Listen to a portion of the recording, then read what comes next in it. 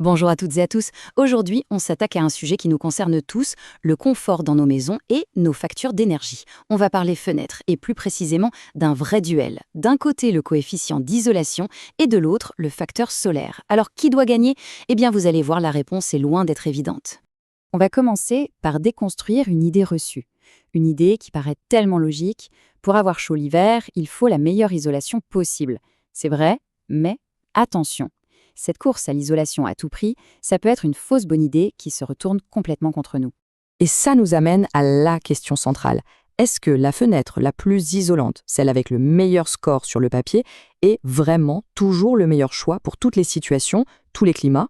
La réponse est un grand non. Certainement pas.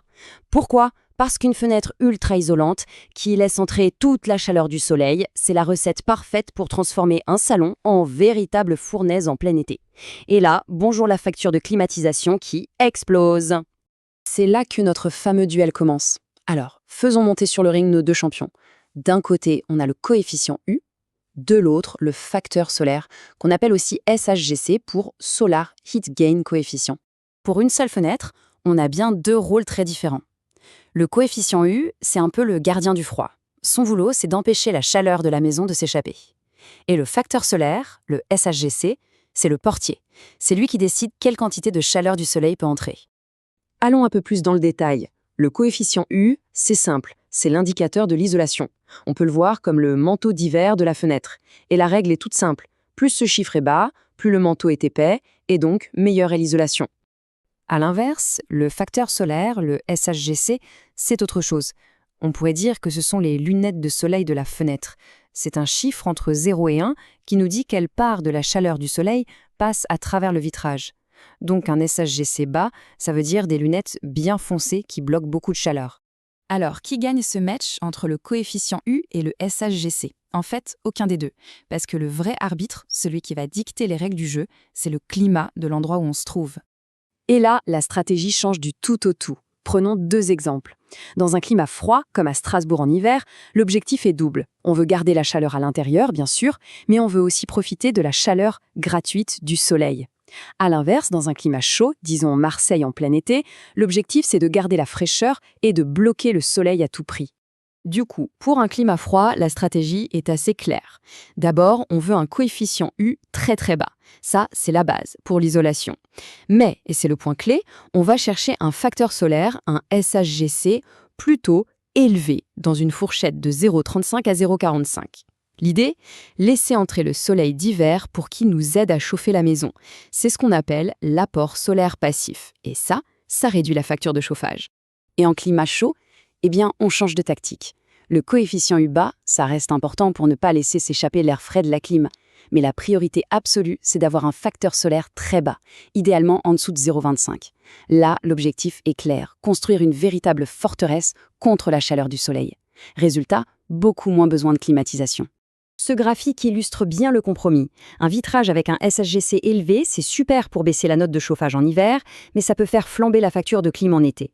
À l'inverse, un vitrage avec un SHGC très bas va littéralement faire chuter les besoins en climatisation, quitte à augmenter un tout petit peu les besoins de chauffage. Tout est une question d'équilibre sur l'année complète. Mais attendez, ce n'est pas tout. Une fois qu'on a défini la stratégie pour le climat, il y a un deuxième round qui commence. Un facteur tout aussi important, l'orientation des fenêtres. Oui, parce que dans une même maison, toutes les fenêtres ne sont pas exposées de la même manière. Une fenêtre plein sud reçoit énormément de soleil, alors qu'une fenêtre au nord n'envoie quasiment jamais de façon directe. La stratégie doit donc être affinée pour chaque façade. Alors concrètement, qu'est-ce que ça signifie? Pour les façades sud et surtout ouest qui prennent le soleil de l'après-midi, le plus chaud, un SHGC bas est absolument crucial, surtout en climat chaud. Par contre, pour la façade nord qui est toujours à l'ombre, le SHGC devient beaucoup moins important. Là, on peut se concentrer à fond sur l'isolation, donc sur un coefficient U le plus bas possible. Bon, d'accord.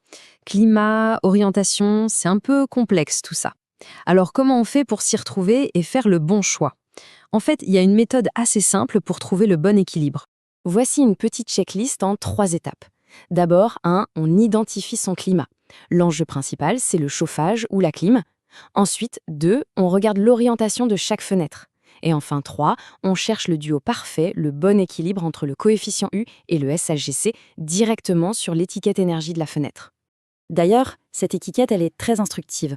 On y retrouve le fameux coefficient U pour l'isolation, on y trouve le facteur solaire, le SHGC, et il y a souvent un troisième chiffre, la transmission visible, ou VT. Ça, c'est la quantité de lumière qui passe. Le Graal, c'est de trouver une fenêtre qui a un SHGC bas pour bloquer la chaleur, mais une VT assez haute pour ne pas se retrouver dans le noir. On le voit bien, au final, la performance d'une fenêtre, ça ne se résume pas à un seul chiffre magique. C'est une vision globale, un bilan complet qu'il faut avoir en tête. Une fenêtre qui est vraiment performante, ce n'est pas juste un mur transparent. C'est un gestionnaire d'énergie intelligent. Elle doit savoir quand bloquer les apports solaires, l'été, et quand les laisser passer, l'hiver, tout en minimisant les déperditions de chaleur en permanence. Pour le dire avec les mots de Glass for Europe, tout ça, c'est ce qu'on appelle la balance énergétique des fenêtres qui combine et équilibre les pertes et les gains de chaleur. Tout est dit. La clé, c'est l'équilibre. Alors la prochaine fois que vous choisirez une fenêtre ou même que vous regarderez les vôtres, la question n'est plus seulement de savoir si elle isole bien. La vraie question c'est, est-ce qu'elle travaille pour moi ou contre moi, en été comme en hiver? Vos fenêtres sont-elles vos alliés ou, sans le savoir, vos pires ennemis? La réponse est dans cette fameuse balance. Merci de m'avoir suivi.